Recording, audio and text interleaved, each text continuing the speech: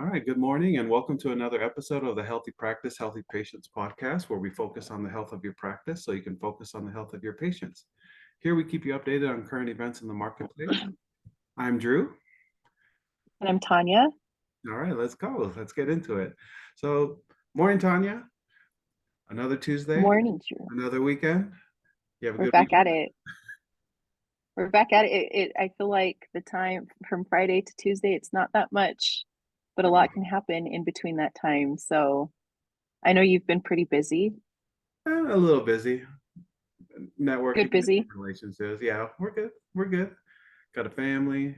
And yourself? You're pretty busy yourself. Yeah, this week is a lot of kid time, lots of wrestling going for my boys. So I'm trying to just organize myself with, like you're doing, kind of the networking and the professional things on the side, and then all of the family responsibilities. So it's life. Yeah, it Gets never better. ends. It does it. Your boys are a little older than mine, so that's encouraging. Mine are a little older, but man, I feel like activities are just like life now as they get older. I don't think I really prepared for Hmm. what activities and for children look like. It is busy. Yeah, are you in that taxi cab driver mode? I am. I'm the driver. So, which I don't mind. It's a nice time to spend with the kids, but keeping busy while they're practicing, that's been a bit of a challenge just because, Hmm. those sitting 1 to 2 hours at practices is a lot of time. All right, gotcha. You have to fill it. Yeah, have to fill it and figure out how to use it wisely. 'Cause I feel like that's starting to happen for us. Mm. Our oldest, she's in junior jazz. She's playing basketball right now. And then our son, he's starting to get involved in things, but hasn't fully got there. So I feel like we're kind of fortunate with just the one. She's does her violin, math camp, and basketball. Ah, But once the 4-year-old starts getting involved, I can see it being pretty crazy.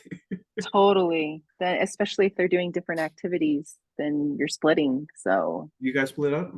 we split up. Yeah.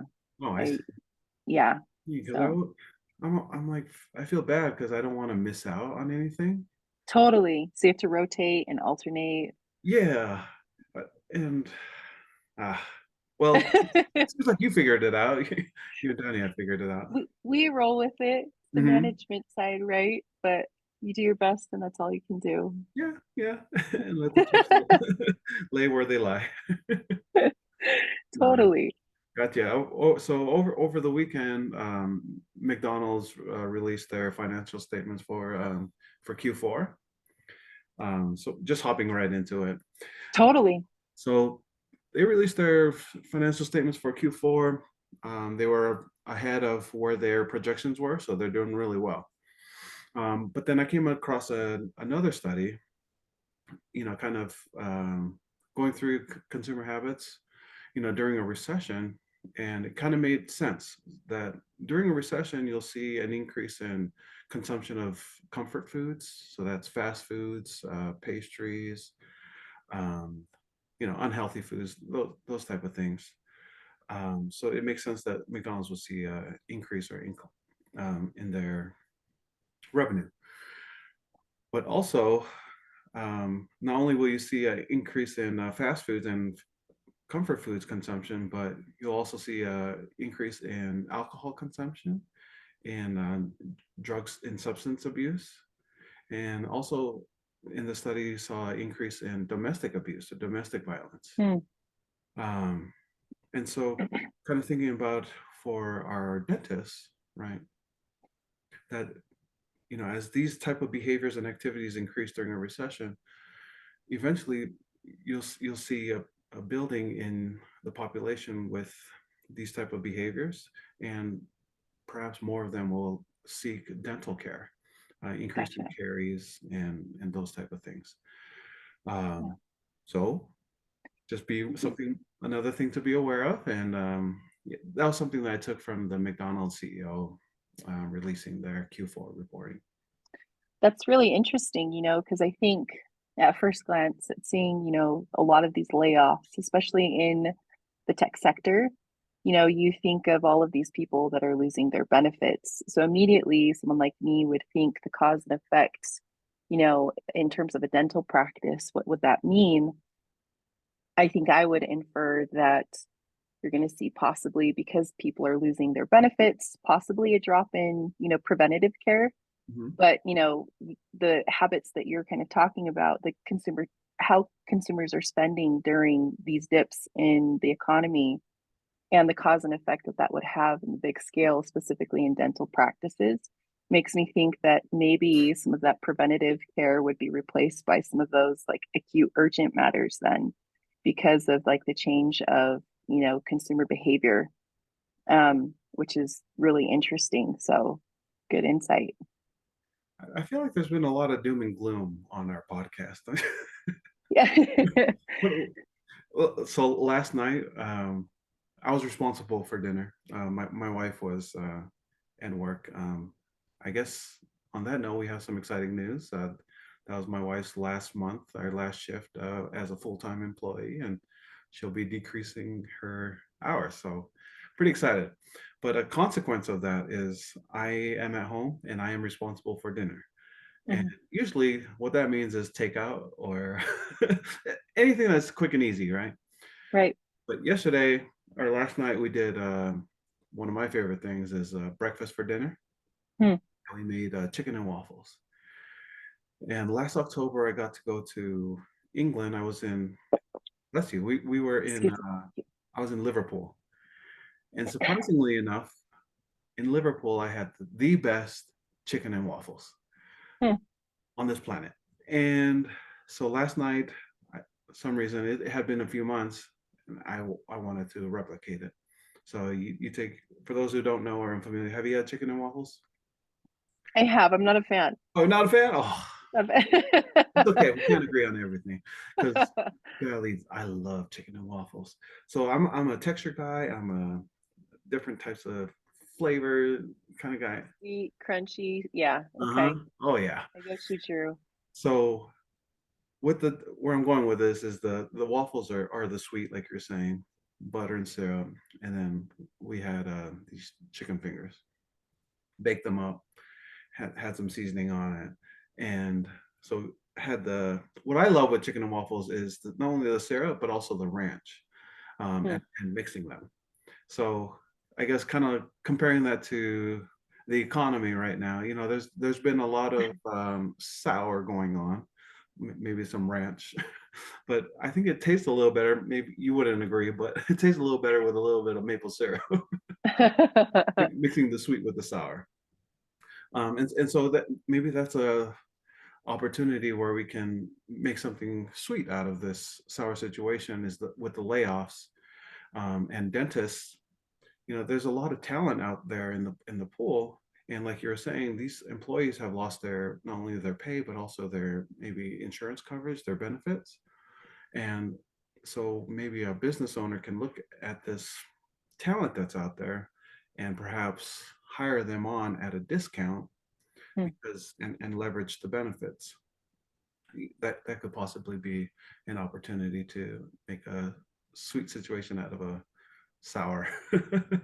That's a great point, Drew. I think that, like you said, focusing on the skill sets of the the many skill sets of people that are being laid off, and just in general, I think you'll find that there are a lot of skills that are transferable to, different roles that as a business owner you're looking to fill within your business. Um, and I think I've even experienced that personally in my own working career, is experiencing, being starting out in the science space and coming over to more into the personal financial planning space. And there were a lot of skills as uh, working in the lab, in the laboratory setting, that really I feel like bolstered my ability to work in the planning space. And so I think, as business owners, being able to recognize that, if because, as mentioned, I think before in some of our other podcasts, we are seeing some of the limits, the shortfalls of filling dental hygienist positions, maybe even, we're seeing that, like we were talking earlier, the shortage low supply of healthcare providers, dental providers. And so recognizing that, a person might not be on the dental trajectory, but maybe they have skill sets that are transferable to your business and that would be able to, speak exponentially to what you're needing to fill. Um, Yeah, certainly. a I good can see perspective. I can see those skills being complementary for a practice, strengthening areas that perhaps a practice is weak. I was reminded by it because in LinkedIn on your postings, I'm seeing a lot of these recently laid off employees post their skills, and as they're trying to advertise themselves with their resumes and their skill sets and their experience. I found that a lot of these individuals have skill sets that would be very complementary in a dental practice setting. With your finance and accounting, especially in the IT, And IT. they'd be able to identify. They have a lot of experience working with different vendors. They'd be able to identify, areas that you're weak, and then also areas where you're bloated, where you've got too many software programs, and they'd be able to identify which areas you can become more lean, more efficient, and perhaps get rid of some software programs that are redundant, Right. and help increase your profit margin by reducing your expenses. That'd be a tremendous benefit. Definitely. I think there's so much untapped talent out there, whether it be in Yeah, sales, marketing, right.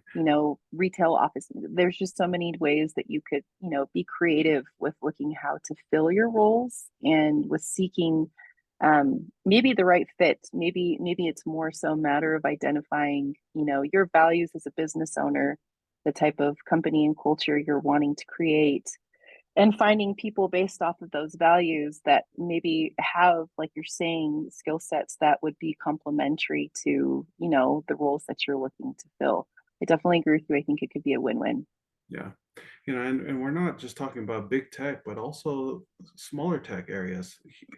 Here in Utah, there have been A hundreds, lot. right, Yeah. of layoffs, and so that type of talent pool is they're actively searching, and that could be a opportunity that hasn't been tapped into yet. Yeah. Agree. That's a great insight. Great Yeah, insight, Drew. thanks. There's a lot of things that I'm looking forward to and excited about. I'm I guess I just wanted to announce that I'm going to release two different series lines. So here on this podcast, we're talking about current events and news in the marketplace and how it relates to dentistry. But I'm also going to be releasing on Wednesday different interviews with real patients, real voices, and real experiences and outcomes. I've already started a recording, and we'll be releasing more recordings in the future. So that's something exciting. And then also the other series line that I have is what I'll call the Masterclass Monday. So every Monday I'm going to be releasing different videos that will help dentists, kind of like a DIY, do it yourself, kind of give you some best practices, some sound principles, and helping you to be a better business owner as a practicing dentist. So those are things that I'm kind of looking forward to, and encourage everyone to look for in the near future. That's exciting stuff, Drew. Yeah. Looking Well, forward to it. anything else you want to add? No, I think that was, what we're seeing is what we've talked about so much in the past episodes. And so I think it was really great to just kind of set perspective of what all of this info means as we're kind of living it. So no, this was great. All right. Sweet. Yeah, Well, thanks, Tanya, for another episode, and look forward to catching up with everybody on Friday. likewise. Thank you. See you all next Friday or Yep. Friday. Yep. See ya.